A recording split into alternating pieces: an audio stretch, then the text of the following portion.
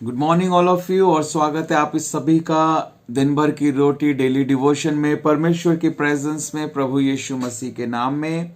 और इस जनवरी के मंथ में हम लोग इस नए साल में परमेश्वर के नियमों और सिद्धांतों को लगातार सीख रहे हैं मेरे प्रिय। और आज 24 जनवरी 2022 के लिए परमेश्वर का जो वचन मेरे और आपके लिए है वो हमको मिलता है मत्ती रचित सुसमाचार 10 अध्याय और उसके 8 पद के अंदर।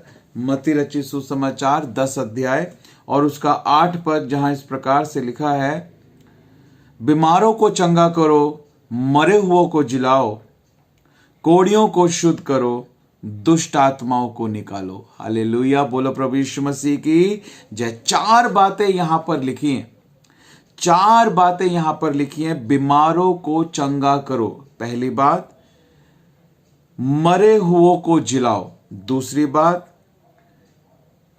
क्योर द लेपर्स यानी कोढ़ियों को शुद्ध करो, और दुष्ट आत्माओं को निकालो।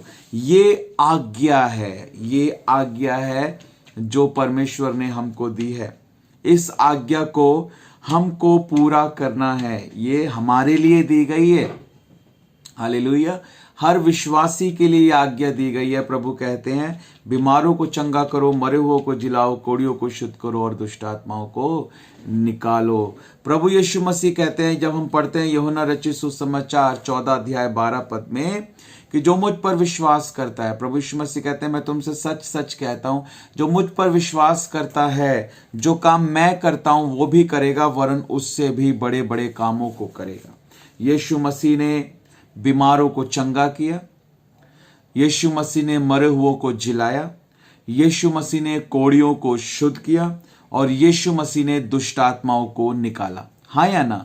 हाँ, यीशु मसीह ने वो करने के लिए कहा जो यीशु मसीह ने स्वयं करके दिखाया। हालेलुया।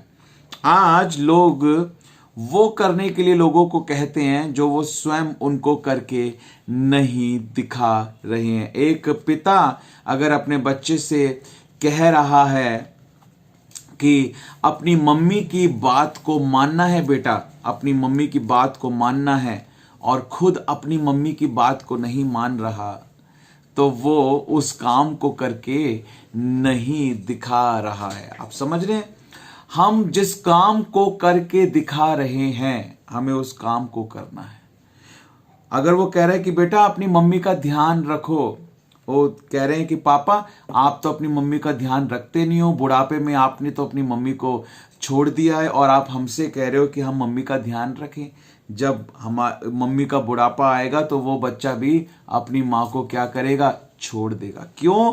क्योंकि आपने इस उदाहरण को उसके सामने रखा है, आपने उसको यही अपने व्यवहार और अपने जीवन से सिखाया है। हालेलुया।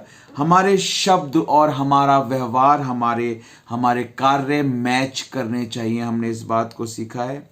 मैं आपको बताना चाहता हूं, यीशु मसीह कहते हैं कि जो काम मैं करता हूं वो तुम भी करोगे। हालेलुया। जो काम मैं करता हूं यानी मैं कर रहा हूं वो तुम भी करोगे, वरन यीशु मसीह कहते हैं उससे भी बड़े बड़े काम करोगे। अगर मैंने 10 मुर्दों को जिलाया है तो तुम 100 मुर्दों को जीवित करोगे। हालेलुया। अगर मैंने 100 लोगों को चंगा किया है तो तुम 1000 लोगों को चंगा करोगे। प्रभु कह रहा है कि कैसे हो पाएगा? क्योंकि मैं पिता के पास जाता हूं, पवित्र आत्मा आएगा, मैं अपना आत्मा तुम्हें दिए जाता हूं, और जिस शक्ति से, जिस सामर्थ्य से मैंने वो अद्भुत काम किए, उसी सामर्थ्य से तुम भी वो अद्भुत काम करने पाओगे। क्योंकि उसी आत्मा के द्वारा, उसी पवित्र आत्मा के अभिषेक और सामर्थ्य के द्वारा सब कुछ हुआ। वही पवित्र आत्मा और वही अभिषेक मैं तुमको देता हूं। हालेलुया। जब तक तुम यरूशलेम से वो सामर्थ्य ना पालो, जब तक तुम स्वर्ग से वो सामर्थ्य ना पालो, तब तक तुम यरूशलेम में ठहरे रहना। और वो सामर्थ्य उनको मिला, वो सामर्थ्य हमने पाया। पेंतिकोस्त के दिन पवित्र आत्मा हमने पाया। हालेलुया। पवित्र आत्मा का बपतिस्मा हमने पाया। पवित्र आत्मा हमारे अंदर है। हालेलुया। सामर्थ्य का आत्मा हमारे अंदर है।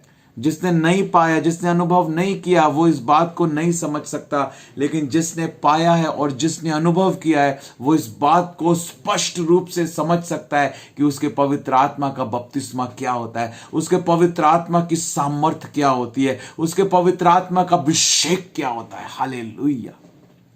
जिसने उसको अनुभव किया है वो उसको, जिसने उसको टेस्ट किया है वो जानता है कि वो क्या है। हालेलुया। बोलो प्रभु यीशु मसीह की जय। परमेश्वर का हम धन्यवाद करते हैं मेरे प्रियो, और ये सब तभी हो पाएगा जब हम उस पवित्र आत्मा के साथ सहयोग करेंगे, क्योंकि जो कुछ होगा वो पवित्र आत्मा की सामर्थ्य के द्वारा होगा। हालेलुया। और पवित्र आत्मा आज्ञा मानने वाले लोगों के अंदर कार्य करता है। परमेश्वर की सामर्थ आज्ञा मानने वाले लोगों के अंदर काम करती है।